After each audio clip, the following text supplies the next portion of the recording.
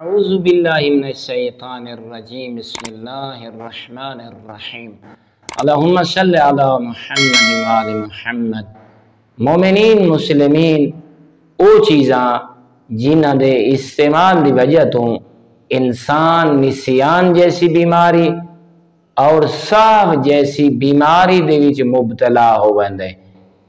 او چیزاں میں بندہ حقیر تمہارے سامنے بیان کر لینا، انہ دے زیادہ استعمال کول پرہیز کرو۔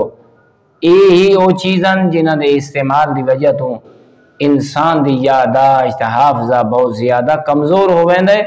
مثلا کھٹا سیب کھاونا، سبز دھنیا دا زیادہ استعمال کرنا، پنیر دا زیادہ استعمال کرنا، چوہے دا جھوٹا کھاونا، کھڑے پانی دے وچ پیشاب دا کرنا، دو عورتاں دے درمیان دے وچ گزرنا، ناخنا دا نا کٹنا، دنیاوی کمج زیادہ تو زیادہ مشغول رہنا اور دنیا دے بارے غمغین رہنا، جوہاں کو زندہ پکڑ کے رہی زندہ چھوڑ دیونا۔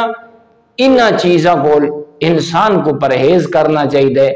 دو عورتاں دے درمیان وچ گزرنا اور قبرستان دے وچ ون کے مردیاں دیاں قبراں تے جڑیاں تختیاں لگی ہوئیاں انہاں دی تحریر کو پڑھن دے نال انسان دا حافظہ کمزور ہوندا ہے، انسان نسیان دی بیماری دے وچ مبتلا ہوندا ہے اور او کو چیزاں والا یاد نہیں رہنیاں۔